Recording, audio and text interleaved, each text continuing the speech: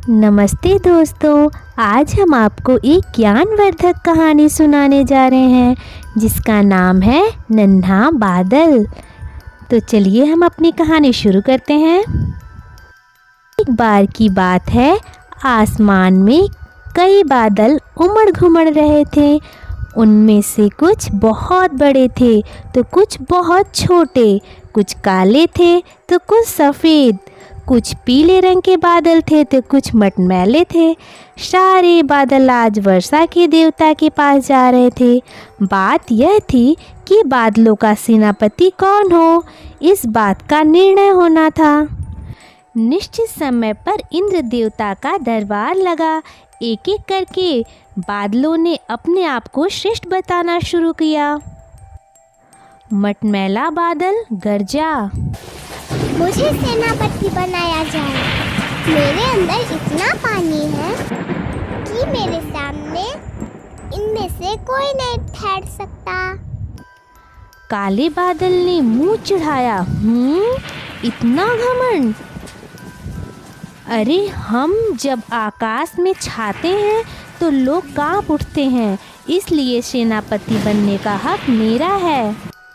सफ़ेद बादल भी कहाँ कुछ कम था। वह बोला, तुम सब तो कभी न कभी आते हो, मैं तो हमेशा गगन में छाया रहता हूँ।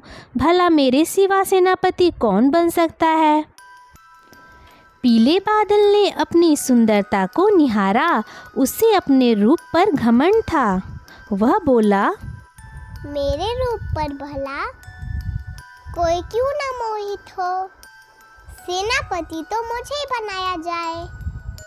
उन सब से दूर एक भूरा नन्हा बादल मायूस होकर बैठा था। वह सोच रहा था, हाय, मैं तो कितना छोटा सा हूँ। इन सब के बीच इंद्र देवता तो मुझे देखेंगे भी नहीं, तब भला वो मुझे सेनापति कहाँ से बनाएंगे।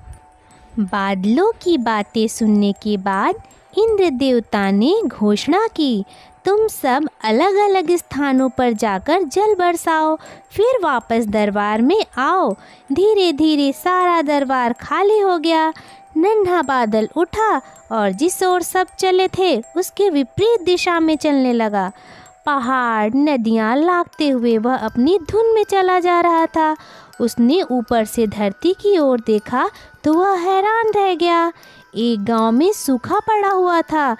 नदी, नाले, तालाब, झरने, पेड़ पौधे सब सूख गए थे।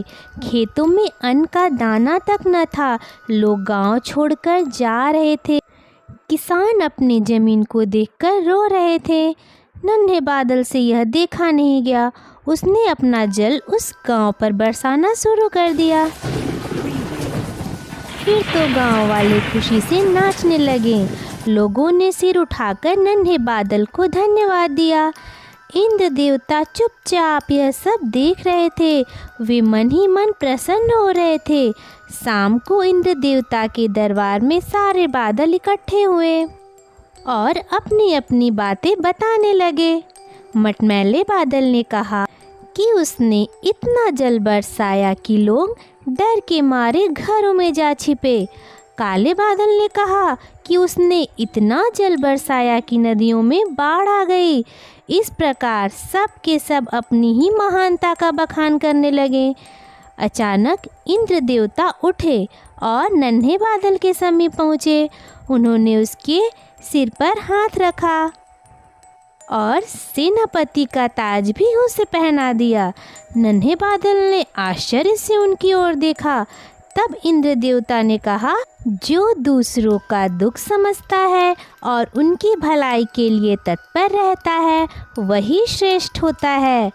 ऐसे नन्हे बादल को ही सेनापति बनाना उचित होगा। दरबार में तालियों की गड़गड़ाहट गूंज उठी। यह सब देखकर नन्हे बादल की आंखें भर आईं।